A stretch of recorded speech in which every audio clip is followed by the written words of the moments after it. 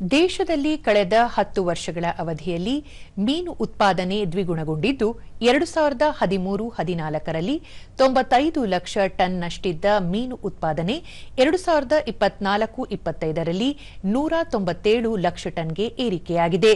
ವಿಶ್ವದಲ್ಲಿ ಸಾಗರ ಉತ್ಪನ್ನಗಳಲ್ಲಿ ಭಾರತ ಎರಡನೇ ಅತಿದೊಡ್ಡ ರಾಷ್ಟ್ರವಾಗಿದೆ ಎಂದು ಕೇಂದ್ರ ಸರ್ಕಾರ ಮಾಹಿತಿ ನೀಡಿದೆ.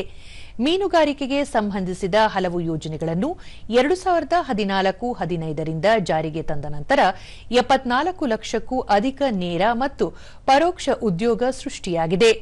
ಸಾಗರ ಆಹಾರ ರಫ್ತು ಪ್ರಮಾಣವು ಗಣನೀಯವಾಗಿ ಹೆಚ್ಚಾಗಿದ್ದು, ಕಳೆದ ಹಣಕಾಸು ವರ್ಷದಲ್ಲಿ 62 ಸಾವಿರ ಕೋಟಿ ರೂಪಾಯಿಯಷ್ಟು ಸಾಗರ ಉತ್ಪನ್ನಗಳು ರಫ್ತಾಗಿವೆ ಎಂದು ಮಾಹಿತಿ ನೀಡಲಾಗಿದೆ. ಅಮೆರಿಕ, ಚೈನಾ ಸೇರಿದಂತೆ ಇನ್ನಿತರ ದೇಶಗಳಿಗೆ ದೇಶದ ಸಾಗರ ಉತ್ಪನ್ನಗಳು ರಫ್ತಾಗುತ್ತಿವೆ. ಜಗತ್ತಿನ ಮೀನು ಉತ್ಪಾದನೆಯಲ್ಲಿ ಭಾರತದ ಪಾಲು 8%ರಷ್ಟಿದೆ. 2026-27ನೇ ಸಾಲಿನ ಮುಂಗಡ ಪತ್ರದಲ್ಲಿ ಮೀನುಗಾರಿಕಾ ವಲಯಕ್ಕೆ 2,761 ಕೋಟಿ ರೂಪಾಯಿಗೂ ಅಧಿಕ ಮೊತ್ತ ಮೀಸಲಿಡಲಾಗಿದೆ ಎಂದು ತಿಳಿಸಿದೆ.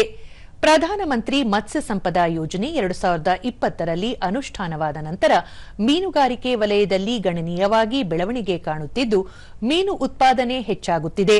ಕಿಸಾನ್ ಕ್ರೆಡಿಟ್ ಕಾರ್ಡ್ ಸೌಲಭ್ಯವನ್ನು ಮೀನುಗಾರರಿಗೂ ಒದಗಿಸಲಾಗಿದೆ. 4,39,000ಕ್ಕೂ ಅಧಿಕ ಮೀನುಗಾರರು ಈ ಸೌಲಭ್ಯವನ್ನು ಪಡೆದುಕೊಂಡಿದ್ದಾರೆ. ಯೋಜನೆಯಡಿ 3.3 ದಶಲಕ್ಷ ಫಲಾನುಭವಿಗಳು ವಿಮಾ ಸೌಲಭ್ಯವನ್ನು ಪಡೆದಿದ್ದಾರೆ. 7.44 ಲಕ್ಷ ಮೀನುಗಾರರ ಕುಟುಂಬಗಳಿಗೆ ನೆರವಾಗಿದೆ ಎಂದು ಮಾಹಿತಿ ನೀಡಲಾಗಿದೆ.